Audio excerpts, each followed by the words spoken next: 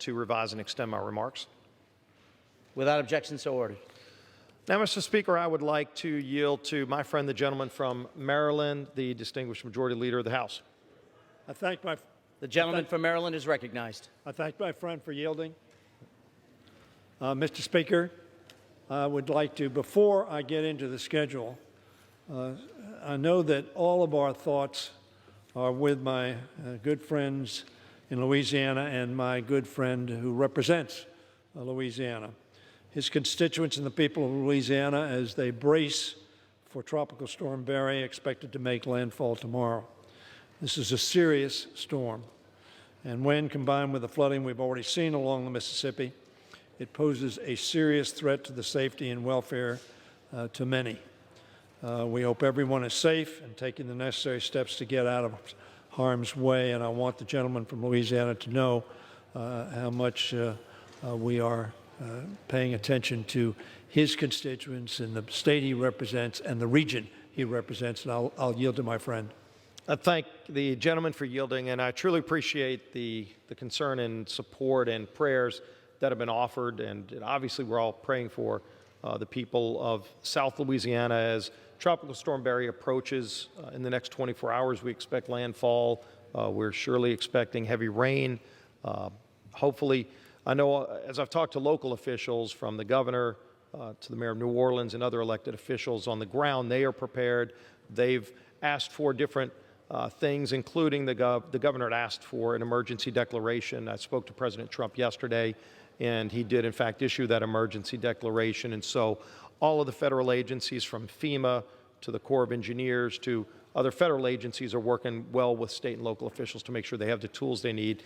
Our first priority, of course, is the safety of the people of South Louisiana. And as they protect their homes and protect their property, we just encourage them to listen to their local officials. And if evacuation orders are issued, we ask those folks to heed those warnings, because it's a serious storm, and it's a storm that we are preparing for. But as they say, you prepare for the worst but hope for the best, and we're doing all of that. And I appreciate the gentleman's concerns, and with that, I'd yield back.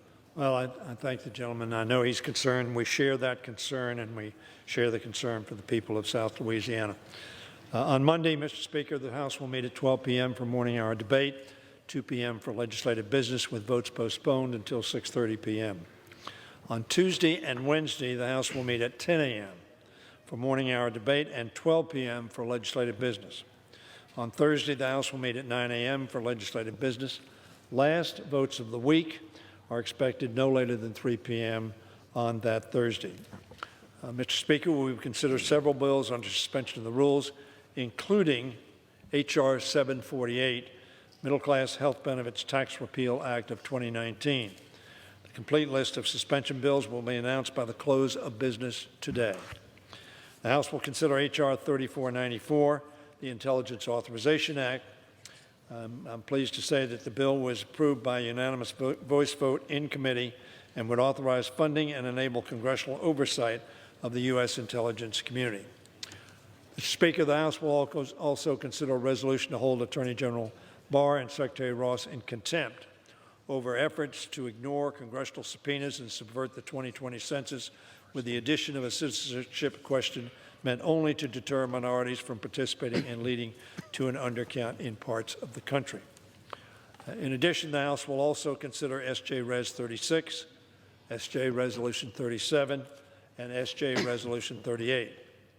Last month, Mr. Speaker, the Senate passed 22 resolutions of disapproval related to the Saudi UAE arms sale, for which the administration declared an emergency, thereby bypassing the Congress of the United States.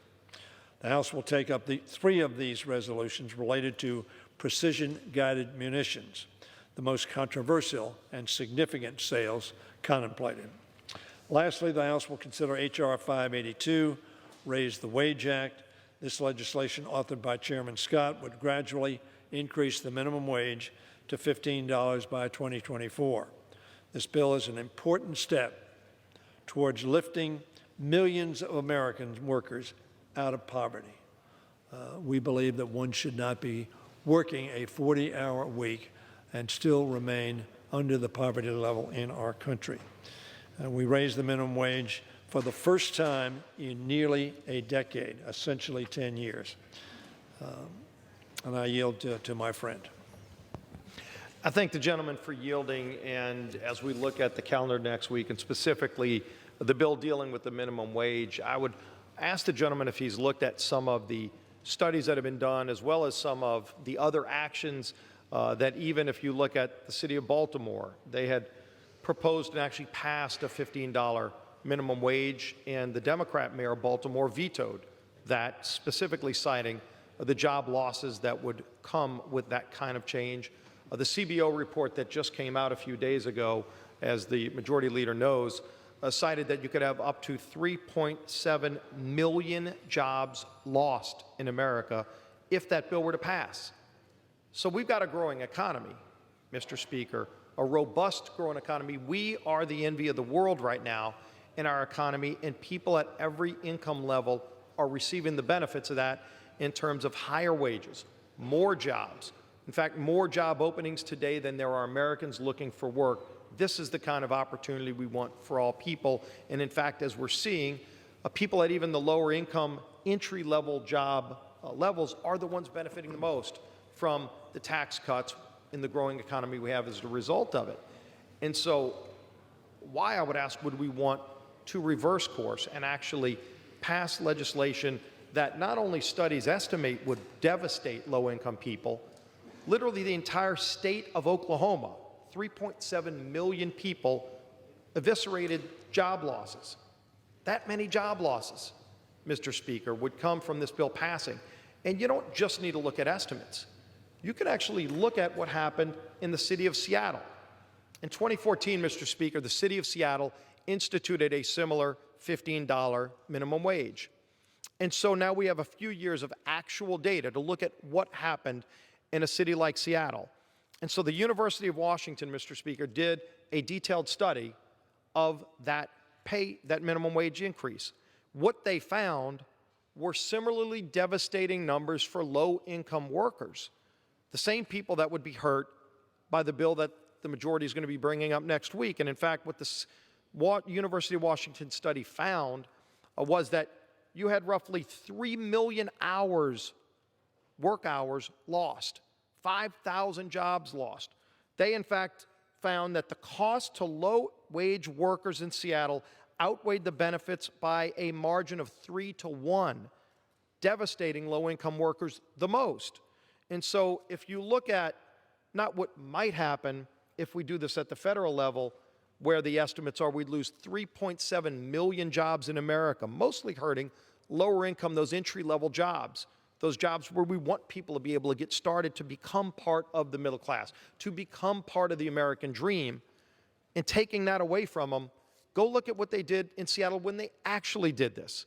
Not when they talked about it, but when they did it. 3 years of data, and the study showed it was devastating to low-income people.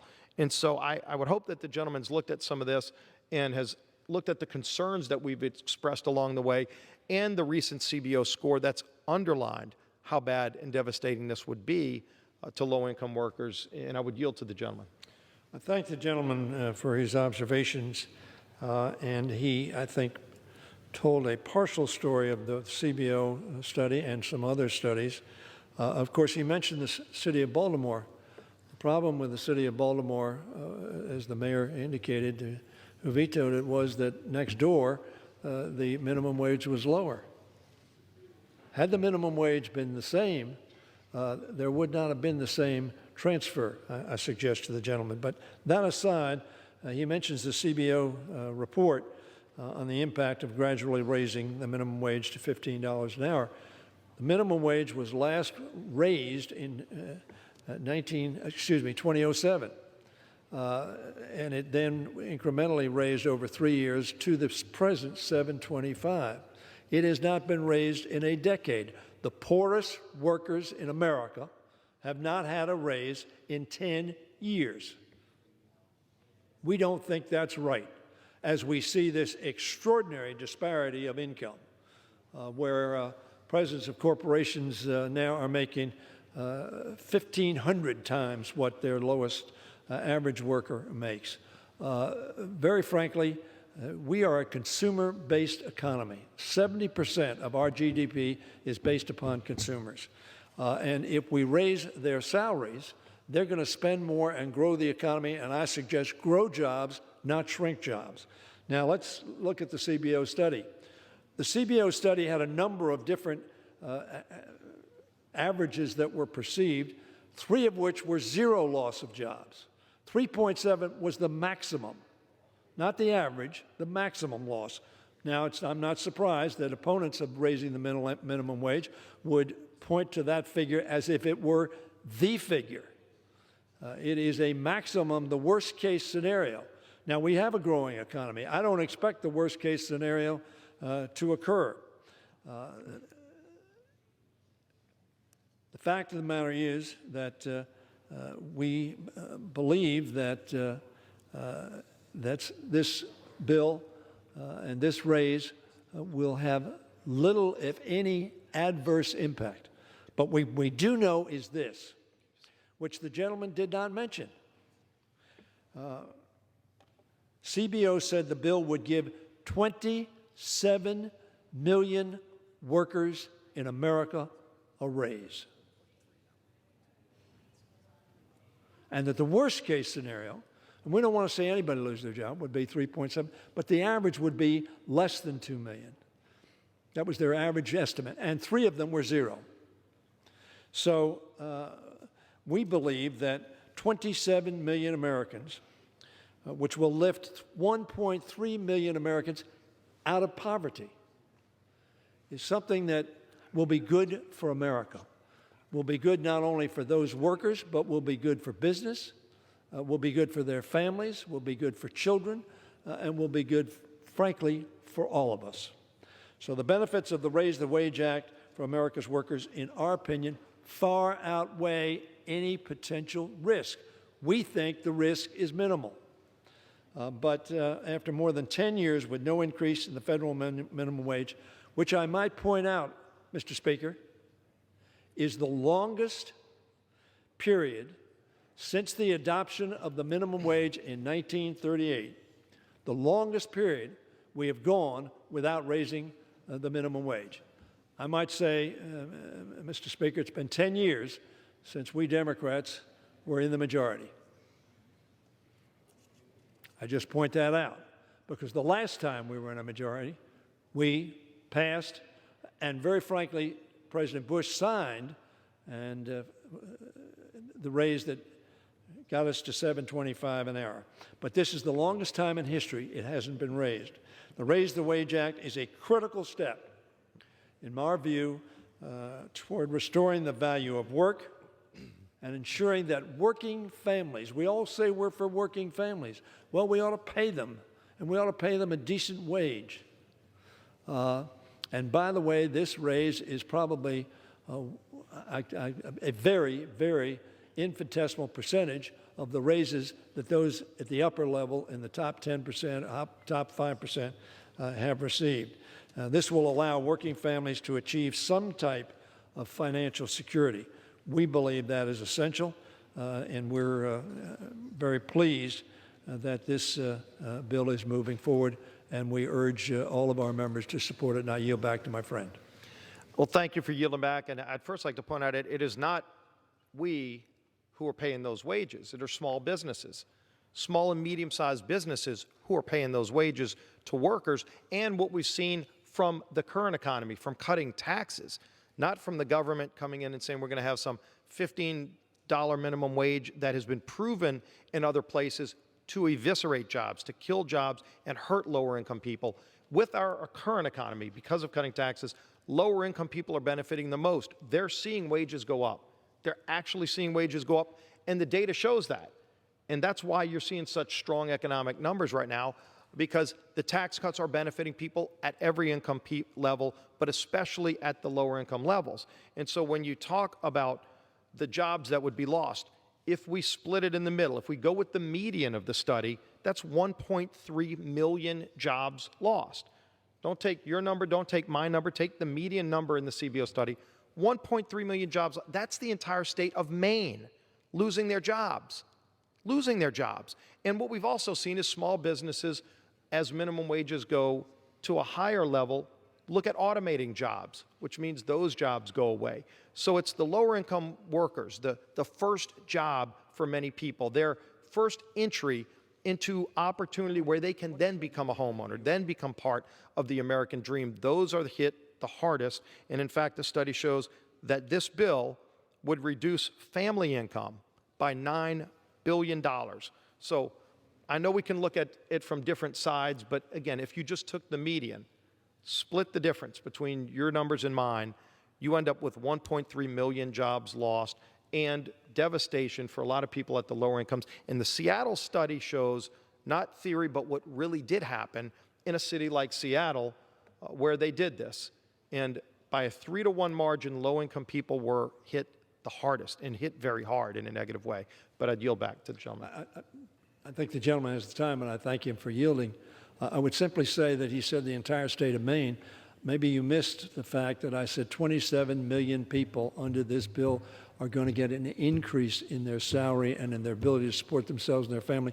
That, by the way, is about the size, perhaps, of New York. I'm not sure. It's not quite California, which is 38 or 39 million people, but 27 million are going to get a raise.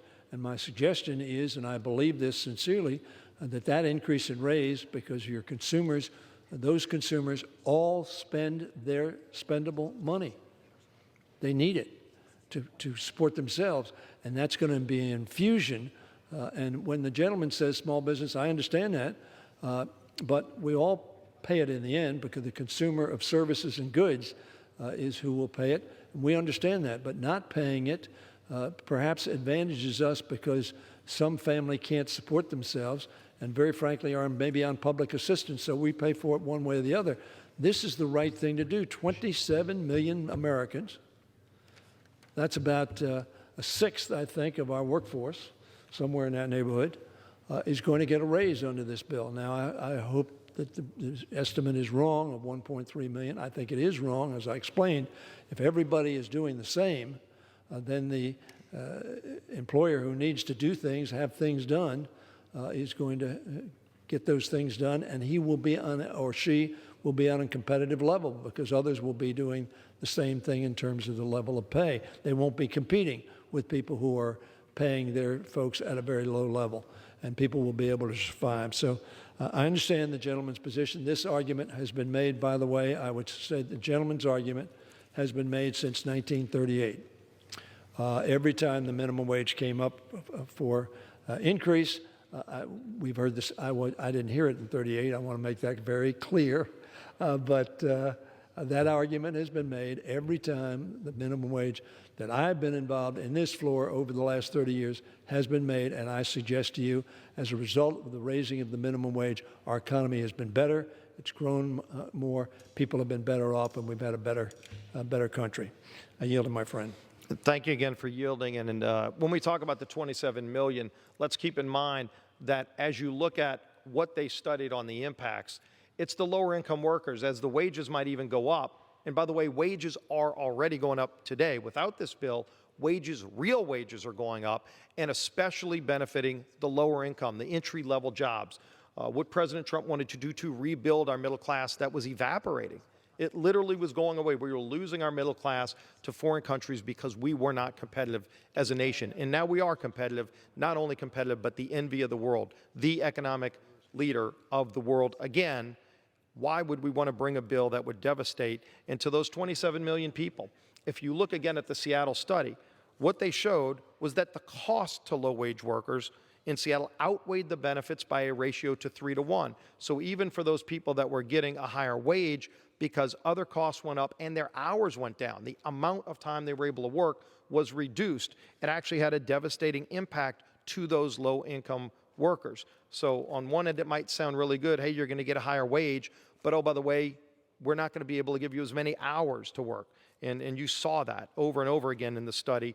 It showed millions of hours lost. So somebody that's working 2 jobs, struggling to get by because they want to become part of the middle class. Today, they're actually seeing a wage increase if that was evaporated because of this. Even for the people that would see a higher wage, the cost to them would be more devastating by a 3-to-1 margin if you go by what actually did happen in Seattle when they did it. And so that's why I just say that study would be important to look at, because it doesn't show just in theory, which the CBO has a lot of good underlying data to back up with, but then Seattle is where it really did happen, and it was devastating to lower-income workers.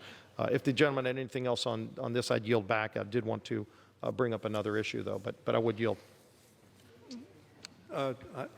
I think we've exhausted that subject. I think the positions have not changed since 1938, and I don't expect them to change in the next few minutes. I yield to my Thank the friend. gentleman for yielding. Maybe as next week this debate continues, we'll see if I can be more persuasive with my friend, but likely not. But at least we ought to have that debate and at least get these sides out and aired. Now I do want to talk about something where I do think we have agreement, but maybe a lack of understanding of a timeline, and that is the United States MCA Mexico-Canada trade agreement. And we've had many meetings. I know we were in a meeting together with the Prime Minister Trudeau of Canada. We know our friends in Mexico want this. Our friends in Canada really want this. We want this too. With only 8 legislative days left before the August recess, could the gentleman give an indication of if there is the ability to include USMCA on the calendar in these next 2 weeks that we have available? And I would yield. Gentlemen, I thank the gentleman for yielding. We did have a meeting, and on a bipartisan fashion, I think we're all hopeful that we can pass the USMCA. I was here when we passed NAFTA, as was the Speaker. There were a number of promises made, as the gentleman knows from his knowing the experience of NAFTA. A number of promises were made that weren't kept, so that we are very focused, as the gentleman knows, on workers' rights, environmental protections, the price of biologics and the length of time that they would be protected from generic competition and bringing prices down. But we are, as we discussed in the meeting to which the gentleman referred, where we met with the Prime Minister of Canada, Mr. Trudeau, and many of his cabinet, we are very concerned about enforcement. We want to say, if we make this agreement, that it will in fact be enforced. And as you know, there were meetings as late as yesterday on this issue. The good news is, as the gentleman probably knows, Ambassador Lighthizer has great respect and confidence on either side of both sides of the aisle. I would say that he is one of those people who both sides of the aisle believe is credible, knowledgeable, straightforward, and an honest broker. So we're working very hard with him. Almost every Democrat has said we're trying to get to yes on this. I don't think you've heard many Democrats, if any, say we're not for this agreement. So I'm hopeful that we can get there personally. I think this is an improvement over the existing NAFTA.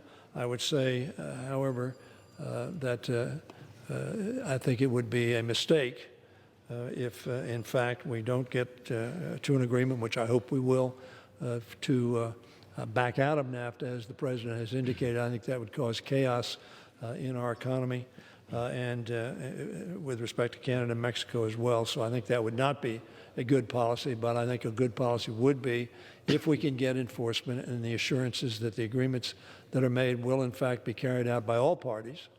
Then hopefully we can get this done. Whether we can get this done by the July break, by the August break, I can't make that representation to the gentleman, which does not surprise him, I'm sure. But I can tell you, yesterday, as you know, there was work being done on it, and I trust that there'll be work being done on it in the coming days. And if we can get to an agreement, we will move it as quickly as possible. But we may need to make sure that the protections that are referenced in the document will, in fact, be the protections that are affected and enforceable. I thank the gentleman. Thank the gentleman, and I share the same sentiment that Ambassador Lighthizer has done a great job of working with members on both sides to address questions, concerns, find ways to make sure that those concerns are addressed, whether they're already inside the agreement or if there are other things that can be done to double, underscore, and highlight those concerns. But in the meantime, hopefully we can move beyond trying to get to yes and actually have a bill where we can whip that and get to yes. I know we have a whip team that I've put together on our side that's ready to go, and hopefully your side will be able to get there. It'd be ideal if we can do that before we recess.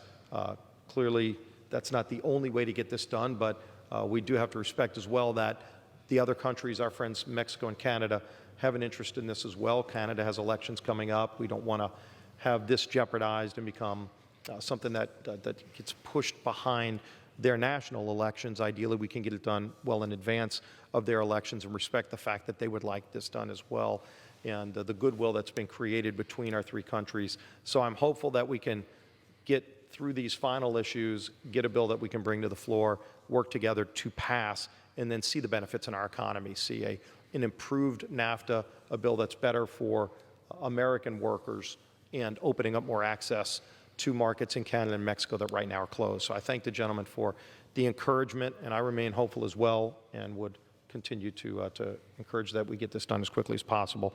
Finally, on the NDAA bill that we just finished, we had, of course, a disagreement on a number of fronts in terms of the priorities of our military, but I would want to bring up one point, and that was the piece of legislation, the Military Surviving Spouses Equity Act by our colleague Joe Wilson. The majority, when y'all took the majority, you created a new mechanism for members to bring bills to the floor called the consent calendar. This was the first bill that actually met that criteria. In fact, far exceeded the 290 signatures. He had 365 co-sponsors, incredibly bipartisan, to address a real serious problem for spouses of men and women in uniform who died fighting for our country, to make sure that an inequity is corrected that we both agree needs to be fixed. Here is a bill that can quickly get to the president's desk, and maybe it gets included in other pieces of legislation that might come months away. But here is a bill where a member worked in good faith under the rules that were created, and it was unfortunate that the rule to bring the NDAA bill to the floor turned off the consent calendar specifically for that bill, that one bill, which happened to be the first bill that met that requirement. I would just ask if the gentleman could maybe look again at bringing that bill to the floor as a standalone bill in respect of the hard bipartisan work that Congressman Wilson made to address a serious problem for spouses, widows of our men and women who die in uniform. And I would yield. I thank the gentleman for his comment. Joe Wilson, of course, a member of his party. Joe Wilson filed that bill 5 Congresses ago, 8 years ago, and it languished. It was not brought to the floor, did not pass, and I understand the gentleman's concern, but he ought to also reflect upon that fact that Joe Wilson introduced it 4 Congresses ago, so that we have now included it in the bill. We think it was a proper provision to have in our bill. Of course, all your people voted against that bill, and I would observe they voted against a bill that, frankly, the chairman of your committee, now the ranking member, wrote an op-ed in the Wall Street Journal that said the appropriate level of funding was exactly what we put in our bill. The Joint Chiefs of Staff said that the figure for 2020 was 733. I was deeply regretful that a bill which was the figure that Mr. Thornberry put forward in an editorial in the Wall Street Journal, and I might say I'd had conversations with him subsequent to that recently, which confirmed to me that he still held that view. Notwithstanding that, every one of your Republicans voted against that, I think. Am I correct on that? Everyone, yes. Everyone voted against it. And it was the largest. There was this complaint about the size of the military pay raise. It was the largest raise for our military in 10 years. Now, we were in charge 10 years ago, and we're now back in charge, which means we've had the 2 largest raises, and that was included in your MTR. Mr. Chairman, Mr. Speaker, I would hope the whip would, as we do so often, work in a bipartisan fashion on these issues. The committee did work in a bipartisan fashion. I am very disappointed that this was made a political issue. Mr. Speaker, it was made a political issue on the theory that maybe the Democrats can't pass this bill. And if we all vote against it, we'll say, look, the Democrats don't support defense. Mr. Speaker, we did pass that bill. We passed it with over 218 votes, 220 to be exact. And it included some very, very important things for our men and women in uniform, for weapon systems, for operations, for training, to strengthen our national security. And it was turned into, in my opinion, Mr. Speaker, a partisan issue. And that is sad and unfortunate because at least on the national security, for which I have been supportive for 38 years, I supported much of the Reagan buildup. I supported the deployment of missiles in Europe. I supported the MX missile, which was somewhat controversial in my district. I did it because I thought America needed to be strong and to make sure the world knew we were going to be strong.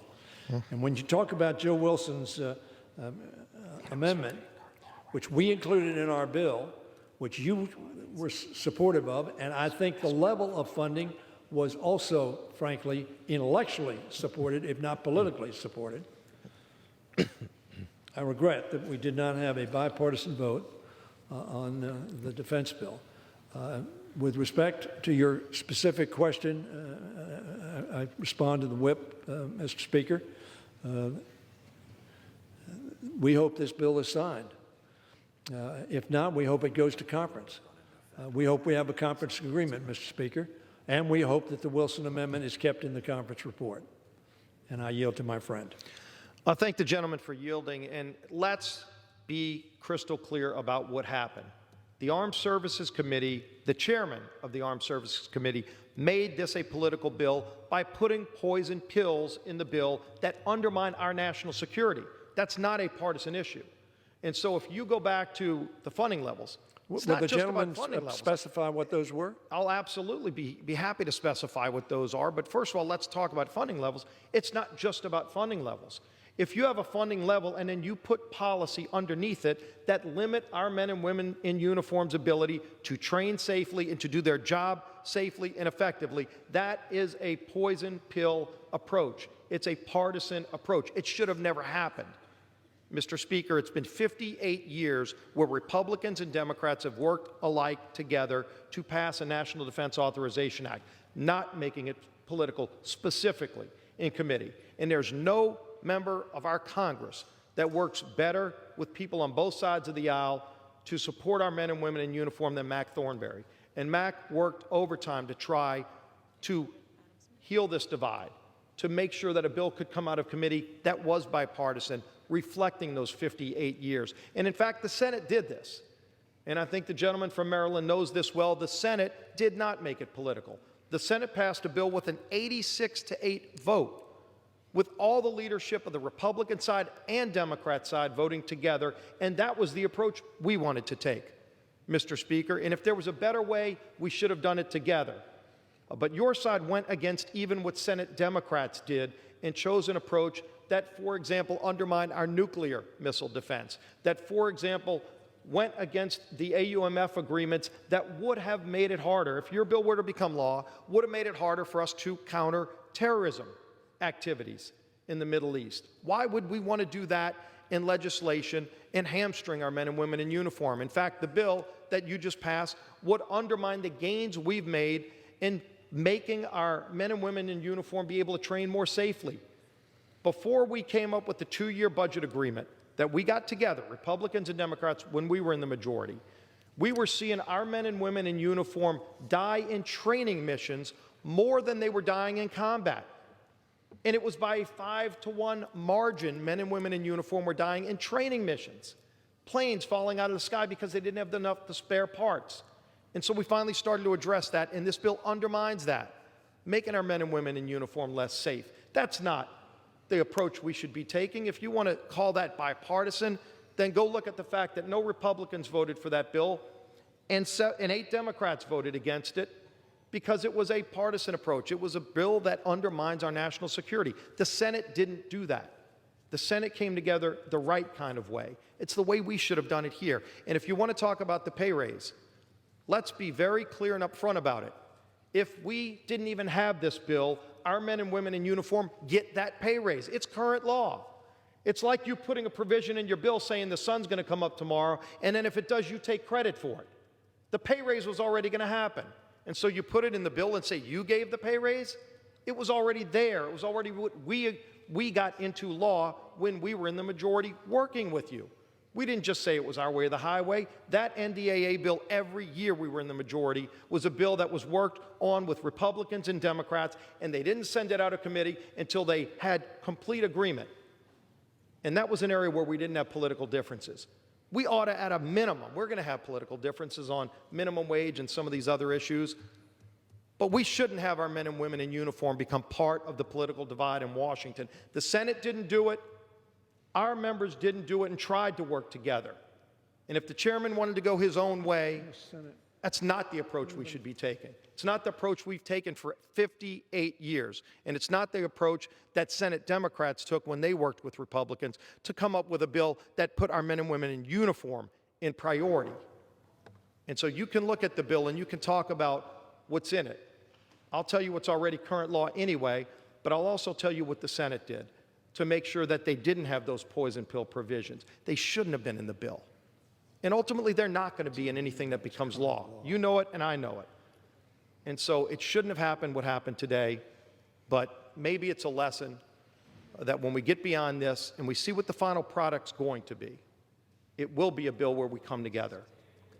And we ultimately will come together to make sure our men and women in uniform have the tools that they need to train safely and defend our nation safely. But the bill that came out of the House today did not achieve that, and it fell very short of where this House should have been in representing our men and women in uniform. And I would yield back. Obviously, we could debate a bill we just passed, a bill that's been debated on this floor for 3 days, a bill that was chairmaned and supported by somebody equally, if not more bipartisan in terms of his work over the years on this matter of defense, Adam Smith, period. It is a good bill, Mr. Speaker. It takes care of the men and women. It provides for the necessary resources. And yes, it says we ought to have a new AUMF that is now 18 years old.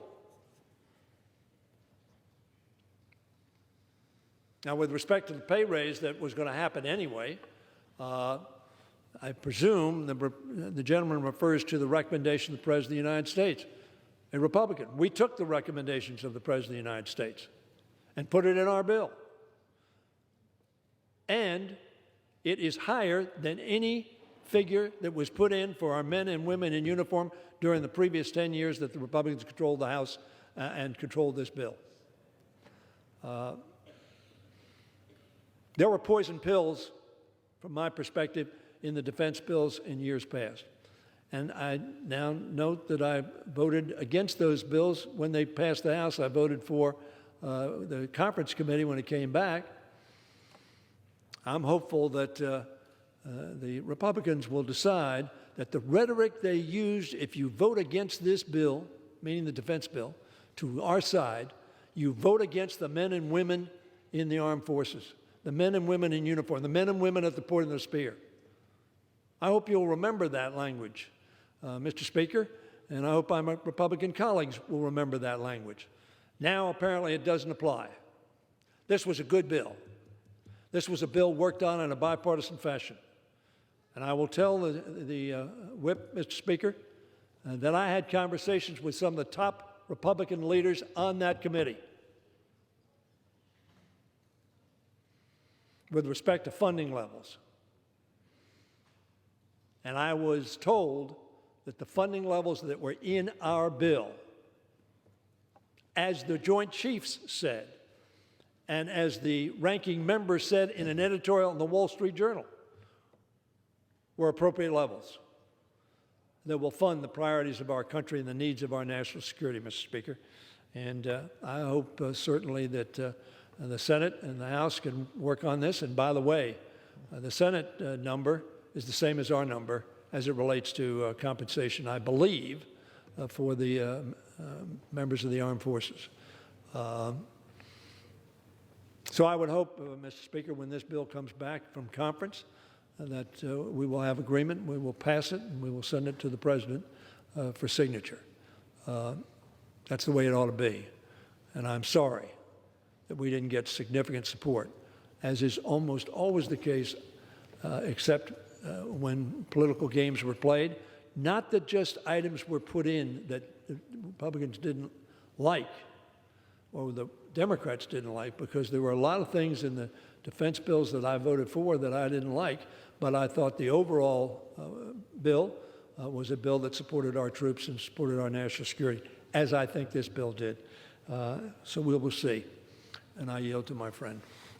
And as we continue this debate, as the bill moves through the process, and you look at where the Senate started with a very large vote, 86-8, Republicans and Democrats working together and coming together, we can agree on funding levels. But if the underlying policy undermines the actual money that's being spent, undermines the mission, the ability for our men and women to train safely and defend our country safely, then the funding levels are not being spent properly. It's about not just the money, but how the money's being spent, the policies behind it that allow our men and women to train safely, to defend our country safely. That's at issue. We'll continue debating that. I would predict in the end, a final product that goes to the President's desk is going to look a lot more like the Senate bill than the bill that came out of the House, and hopefully addresses all of those problems that were identified earlier. But we'll continue that debate as well. I'd yield back to the gentleman if he had anything else, but I'm ready to Well, I yield. only want to say, Mr. Speaker, I do not accept the premise that anything in the bill we just passed with a majority vote, anything in this bill undermine either training, operations, acquisitions, period. I yield back. With that, I yield back, Mr. Speaker.